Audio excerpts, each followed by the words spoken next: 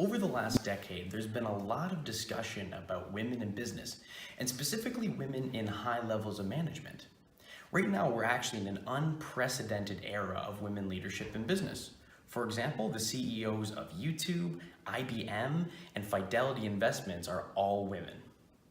While this is going on, it's incredible progress, but still women are underrepresented on many boards of directors of public companies.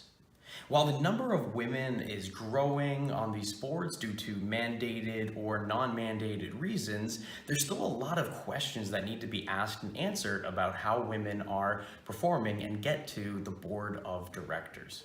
Approximately 10 countries have introduced a binding quota for women and the representation on the board of directors on either publicly traded companies or state-owned companies.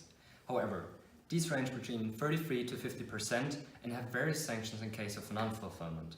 10 countries are Norway, Spain, Finland, Quebec, Israel, Iceland, Kenya, France, Italy, and Belgium. 15 other countries have introduced a non-binding quota of women representation on the board of directors. Non-binding means that there is no predefined consequence in case of non-fulfillment, but if they have not yet reached the amount of women on the board of directors, they will have to find a proper explanation. In the workforce, women often take chances away from themselves by underestimating themselves or believing they're not good enough or not tough enough to do certain jobs, competitive or other. The truth is that they most often are competent enough but simply do not try to be because they are too afraid of failing. Often, women underestimate themselves and therefore often do not even apply for board positions. So the question arises, will the women quota actually be able to change how women act and are perceived in the workplace? And will this quota actually push or pull women? Meet Tom and Sarah, two students from EBS. Due to an important project, they get to meet with the CEO of the Glass Ceiling Corporation, Mr. Smith. Good day, students. Hi, Mrs. Smith. We are both very excited to get to learn from you today. Great to hear. Who knows, maybe today I'll even learn something from you too. We here at the Boring Company believe in keeping an open mind and always continuing to learn. It's funny you should mention that open-mindedness thing again. There's something I really want to ask you. By all means. Any question is a good question. Don't be shy. That's why I'm here. I need to ask you then, why are there so few women on your board of directors? I've noticed throughout the history of the company you haven't had more than one woman on the board at a time, and sometimes none. Why is that? Well, that's a bit of an odd question, young lady. I don't think it's very relevant for our chat today. Now, Tom, do you have a question to start with? But sir, I thought he said, any question is a good question. I was actually going to ask the exact same thing. Why are there so few women on the board of directors at the Glass Ceiling Corporation? I see. Very persistent of you two. Well, the Glass Ceiling Corporation has a long-standing and successful track record of growth and innovation in the industry of ceiling glass. And so far, that has been accomplished with our talent, which happens to be male. We find that we have an abundance of capable men for the job, and just not as many interested women. But sir, don't you think that hiring women would have an inherent benefit if more diverse thinking rather than all men? It isn't just my opinion. You see, there's scientific evidence, actually, that backs this up as well. There was a study done which evaluated the difference in performance of companies in Norway before and after the quota for 40% women participation was imposed. The study quantitatively proved that there was no real difference in board performance after the quota was implemented. So you see, there really is no reason for us to replace men on our board for women. Actually, sir, I read that paper too. But what I think is important to note is that the only metric used to measure performance is return on assets. There are so many other important metrics to use to determine success, which that study does not include. But return on assets is one of the more important metrics.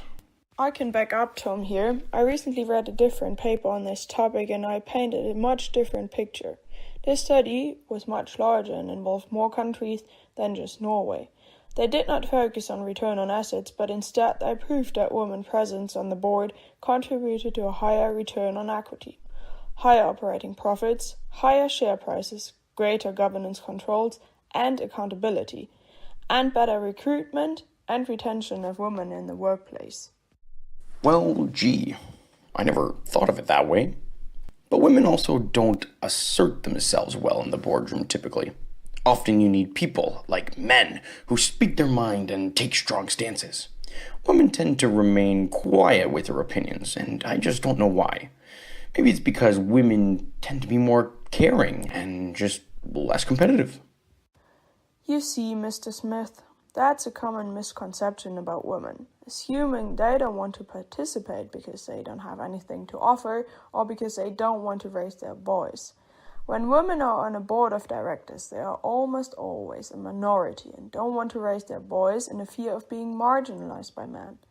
If women made up a larger portion of the board, this wouldn't be as much of an issue and women would likely speak up more.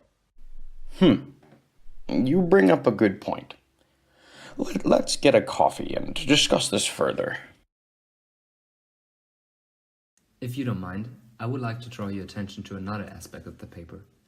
It indicated that signaling to employees that women are valued in a company by representing them on a board of directors generally increases the willingness of women to enter and stay in a company.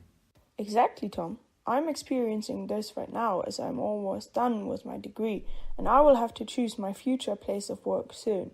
While companies like yours offer great salaries, I'm worried that joining a big company with no woman on the board of directors would give me the feeling of being an outsider as a woman, and my interests wouldn't be represented. Well, that's not good to hear. I'm sure young talents like you would be of great value to my company. I admit this might be a reason why we do have so few women here at the Glass Ceiling Corporation. Perhaps adding a quota for women on the board of directors would pull more women to our company. But I still have one big concern. Well, it's reverse discrimination. You see, I'm worried that a man who has high qualifications will compete against a woman who may have less qualifications, and yet she would still be on the board and not him just because of a quota. That's not fair to the man. That's a good point, Mr. Smith. This is one of the big issues with the quota, and there is no perfect answer. But I think it's important to understand that so many women are fully qualified for a position like this and have been discriminated against and prevented from joining the board of directors. If this quota can give this large population a chance to work on the board of directors and pursue their dreams, then it may be worth not accepting a few qualified men. Plus, once it is accepted that women are valued on the board of directors, then the quota may not be required and it can go back to competition. Besides, maybe you will want more than 40% on your board. All right, you two. You've convinced me. But what would be the first steps that the Glass Ceiling Corporation will have to take in order to ensure a successful implementation of this quota? I have had the experience that companies which are actively involved with training and mentoring programs are successful in addressing women directly. Here's what I suggest. Now, first, I would suggest to evaluate the efficacy of recent companies' regulations and then make changes to it accordingly. Second, you will need to focus on education inside the company. This can be incorporated in training and meetings. Third, mentoring is important too. This should be done with all employees seeking a role on the board of directors so that reverse discrimination is minimized as all people receive the same training. Fourth and finally, networking should be encouraged at all levels to inform women about the roles of the board of directors and encourage them to work towards a position like that. Wow, I really learned a lot from you two today. I'm sure that in the near future, one of you are going to take my job. Well, thanks for the insight, and I feel like the Glass Ceiling Corporation is going to be better than ever.